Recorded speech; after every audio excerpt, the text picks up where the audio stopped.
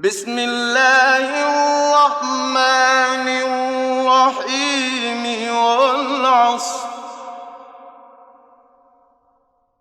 والعصر إن الإنسان لفي خسر إلا الذين آمنوا وعملوا الصالحات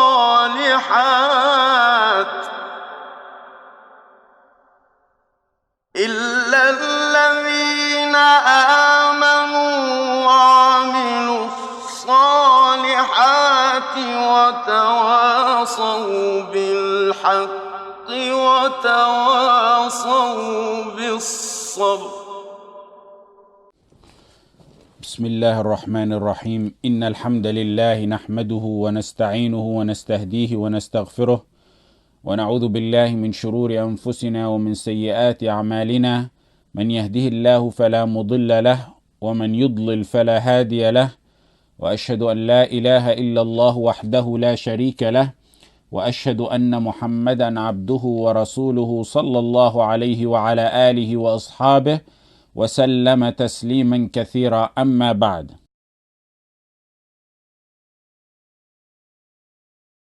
The third category is dangerous. And this is the one that we need to be careful, and this is why I divided them into these three categories so you understand. The third category is one who meets Allah with minor shirk. Minor shirk is not major shirk. It does not take one out of the fold of Islam. Minor shirk does not take one out of the fold of Islam. One who is Muslim and commits minor shirk, he's still Muslim. Minor shirk, al-shirk al-asghar, includes everything that leads to major shirk.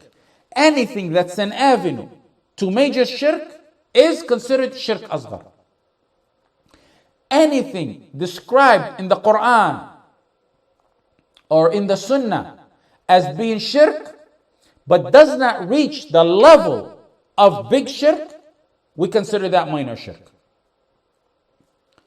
Minor shirk is shirk where the Prophet ﷺ specifically said it's minor shirk. He specifically used words at times in hadith that's minor shirk. So any of that which I mentioned is considered minor shirk. Minor shirk is usually shirk where the wording of the hadith is without the definite article al. If it's ash-shirk, that's usually the major shirk. If it's shirk, then it's minor shirk. Minor shirk is what the Sahaba understood to be minor shirk. If they described it as minor shirk, we take what they explained it as. Examples of this shirk is, we mentioned it before, giving an oath by other than Allah. We spoke on that shirk.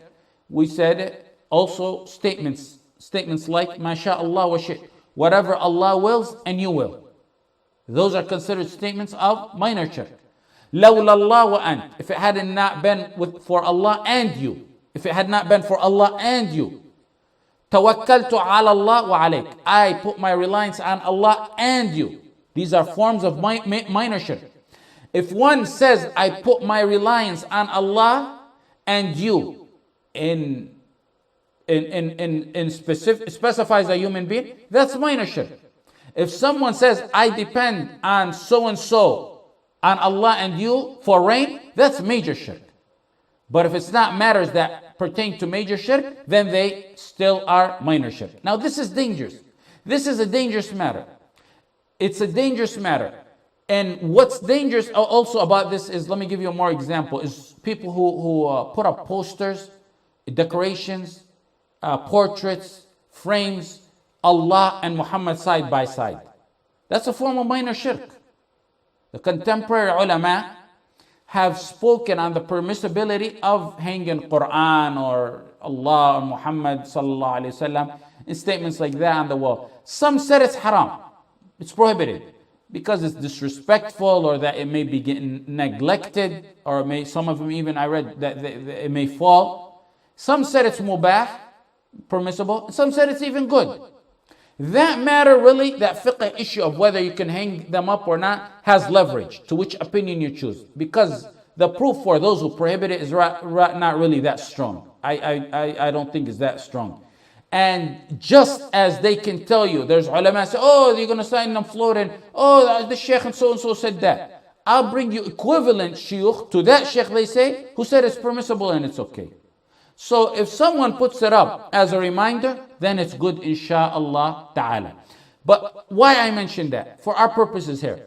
What you really need to worry about is putting Allah and Muhammad sallallahu alaihi wasallam on the same line together. A portrait Allah and Muhammad. A frame or dish like Allah and Muhammad side by side, sallallahu alaihi wasallam. Like they do in clocks, you find the design in clocks, Allah and Muhammad, or medallions, or they have these candle-like things that have Allah and Muhammad. That's all a form of minor shirk. People tend to get over time the impression that Allah and Muhammad are at the same level, sallallahu alaihi wasallam. But just like you can't say words like MashaAllah wa shi't, Tawakkaltu ala Allah wa alayk, you can't write it, you can't have portraits like that have Allah and Muhammad sallallahu alaihi wasallam on the same level. Put Allah on one side, put Muhammad sallallahu alaihi wasallam on a different side or at a lower status. When a man told the Prophet sallallahu alaihi wasallam, MashaAllah wa shi't, he told the Prophet sallallahu alaihi wasallam, whatever Allah wills and you wills.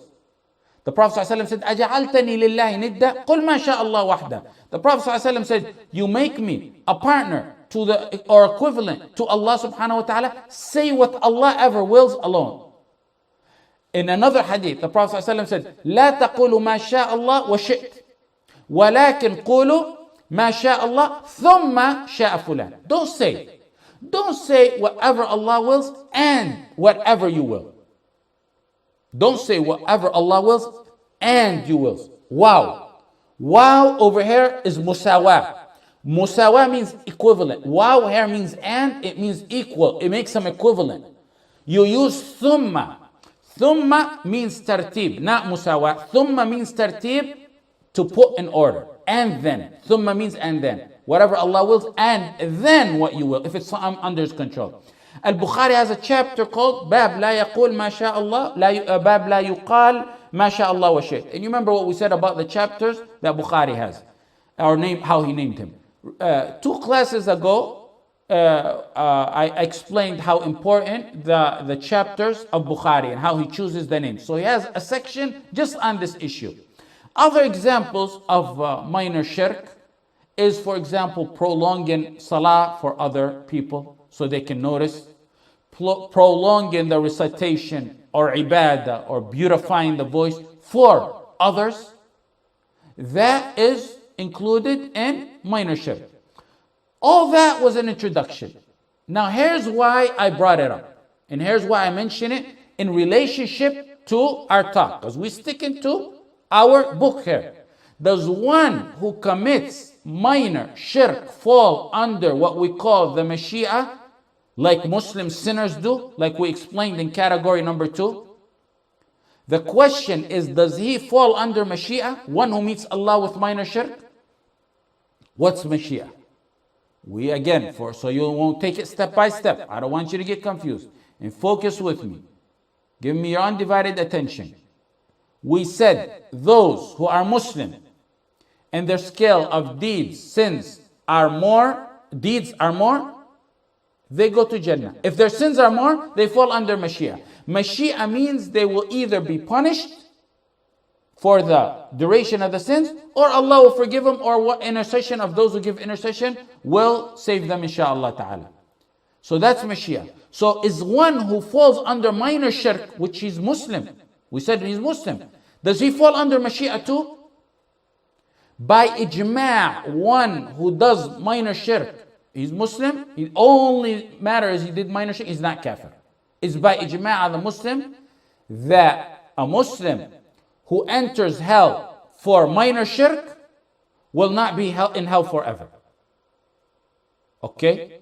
Now, does minor shirk fall under Mashi'ah? If you read the works of Ibn Taymiyyah rahimahullah, you're going to see at times where he mentions that Allah will not forgive the doer of small shirk. He does not fall under Mashi'ah, he's going to get punished. Meaning, everything is under the will of Allah, of course. But Allah told us certain judgments that He already made and decided. And among that is those who commit shirk will be doomed to hellfire. So according to Ibn Taymiyyah rahimahullah and many other scholars, they will have to be punished. Whoever does minor shirk must be punished. They do not fall under the Mashiach. Unlike major and minor sinners that fall under Mashiach.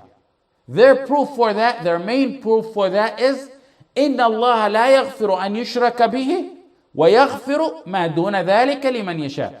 Allah will not forgive shirk for anyone, but He will forgive anything less than that. They said this verse includes major and minor shirk. This verse includes major and minor shirk.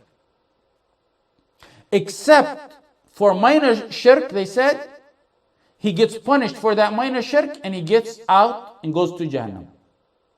With major shirk, أعاذنا الله وإياكم من ذلك, he never leaves Jahannam.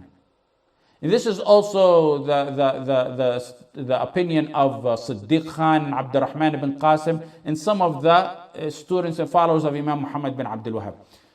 So then in other parts of Fatawa I read, Ibn Taymiyyah treats minor shirk like major sins.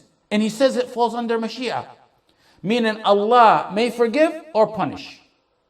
It's not among that which is declared that Allah decreed and judged that He will not forgive them. It falls under Mashiach. And this is also the opinion of Muhammad bin Ali ibn Gharib, and As-Sa'di in his tafsir seems to lean towards this opinion. Their proof, the second proof, in the second opinion of Ibn Taymiyyah, their proof is mostly roams around the verse itself. They said, إِنَّ اللَّهَ لَا يَغْفِرُ أَن يُشْرَكَ بِهِ. That's major shirk only. Because they said their proof is that the chain of verses that Allah is talking about this, the chain of verses Allah is talking about mushrikeen and munafiqeen and the people of the book, and also the end of the verse seems to lean more towards talking about major shirk than it is minor shirk. So the verse really applies to major shirk. There's actually a master's degree thesis that I heard about some time ago, a very big master's degree that studies and analyzes this issue in depth. I haven't read it and I don't even think it's printed yet. But this is a matter where a giant imam like Ibn Taymiyyah had two opinions. Seemed to be like two conflicting opinions on the same matter. And then the imams of the Da'wah of Najd, the students of Muhammad bin Abdul Wahhab, his descendants in knowledge, the author of this book, they are split on this issue. I just mentioned the two opinions and I'll leave selecting out for now. The danger of this matter is what you should come out of this matter with. You stand before Allah with major and minor sins, you may fall under the Mashiach.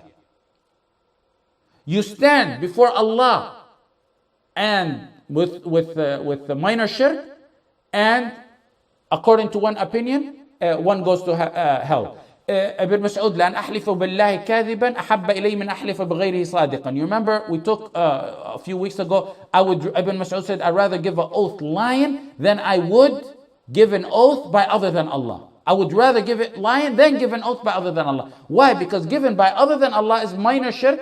Lying is minor a sin.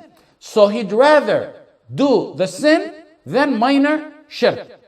And that seems to be that he also supports the opinion that minor shirk is among that which one may not fall under the Mashiach. So it's very dangerous. Just knowing the opinion that it's among that which is one has to be punished unless he repents to Allah. You stand before Allah with minor shirk, and the first opinion we said is that one must be punished for it. There's no Mashiach in that matter. Now you know the meaning of what the author says, and whoever disobeys him will go to hell. Some faces look horrified, and that's actually what I remember a hadith by Abu Bakr radiallahu anhu, where I'll leave you with this hadith to know, because yes, it is dangerous. Minor shirk is dangerous. Abu Bakr narrated that the Prophet ﷺ said, shirk in my ummah is much more hidden than the pace of an ant crawling on a black stone. It seeps into this ummah like a black ant on a black stone, slowly and surely. Shirk is very hidden. It enters the heart very silently, and very few are saved from it. Abu Bakr, when he heard that, he got upset, he got horrified. He said, how can I be saved from the Prophet of Allah? The question on your mind, the Prophet ﷺ taught him a dua to shield him from minor shirk. Oh Allah, Ya Allah, I seek refuge in you that I associate anything with you knowingly. Allahumma inni a'udhu bika an ushrika bika wa ana a'lam wa astaghfiruka lima la a'lam. And I seek your forgiveness for that which I do not know. وَأَسْتَغْفِرُكَ لِمَا لَا أَعْلَمْ means I seek your forgiveness for that shirk which I don't know. Because it seeps, it crawls silently into one's actions. There's two similar narrations to that hadith by Abu Bakr as-Siddiq, but that's a proper dua. Write it down. Don't leave this dua out of your regular ad'iyah. Make it a portion of your regular ad'iyah. Make it a habit to say it regularly.